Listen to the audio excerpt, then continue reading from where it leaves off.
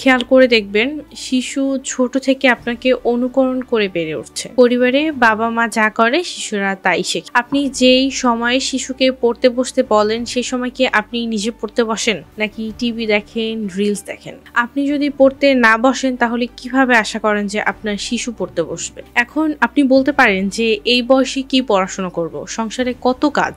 একটু চেষ্টা করলেই দেখবেন কাজ থেকে সময় বের হয়ে গেছে। ওই সময়টুকু বই নিয়ে বসুন, আপনার পছন্দের ফিকশন বই বা নন ফিকশন বই, গল্প, উপন্যাস, কবিতা, থ্রিলার, ধর্মীয়, অ্যাডভেঞ্চার, আপনার যা প্রিয় তাই পড়ুন। শিশুর পাশে বসে আপনি চুপচাপ পড়ুন, দেখবেন আপনার শিশু পড়তে আগ্রহী হচ্ছে। শিশুকে সব সময় একাডেমিক বই পড়ার কথা বলতে হবে এমনটা নয়। রং বেরঙের ছবিওয়ালা রূপকথার বই, বৈজ্ঞানিক কল্পকাহিনী বা অ্যাডভেঞ্চারাস বই দিন। অনেকে ভাবে এসব আউট বই, বাজে বই এসব দেওয়া যাবে না, স্কুলের নোট গাইড দিতে হবে। এটাই হলো আপনার স্মরণকালের সেরা ভুল সিদ্ধান্ত। শিশুকে কখনোই নোট গাইড দেওয়া যাবে না।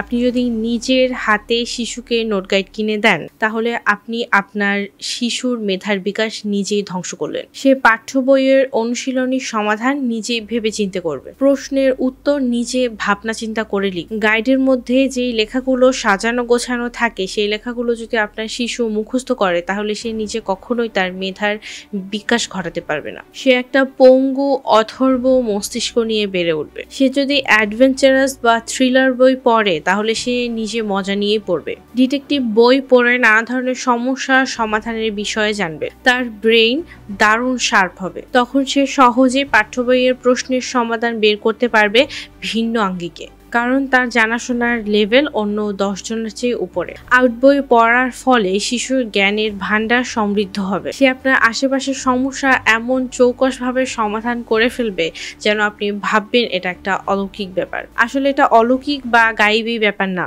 শিশু বই থেকে প্রাপ্ত জ্ঞানের সাথে নিজস্ব চিন্তাধারার প্রয়োগ ঘটিয়েছে মাত্র। শিশুকে বই পড়া শেখানোর আগে সুডোকু মিলাতে দিন, শব্দ ছক খেলতে দিন। এতে তার মস্তিষ্ক কি পরিমাণে কার্যকরী হবে আপনি তা চিন্তাও করতে পারবেন না। পড়া শুরুর আগে তার ব্রেইনটা এভাবে পরিষ্কার করে নিন, দেখবেন এমনিতেই মনোযোগ চলে এসেছে। শিশু যখন পড়বে কোনো শব্দের অর্থ না বুঝলে আপনি সুন্দর উদাহরণ দিয়ে তাকে বোঝান। আপনার উত্তর জানা না থাকলে গুগল সার্চ করুন, তারপর সেটা দেখে নিজের মতো করে সহজ করে আপনার শিশুকে বোঝান। তবে খবরদার শিশুর হাতে নোট গাইড দিবেন না। অনেকে বলতে পারেন আমার সন্তান নোট গাইড মুখস্থ করে পরীক্ষায় A+ পেয়েছে, সুতরাং কোনো সমস্যা নেই।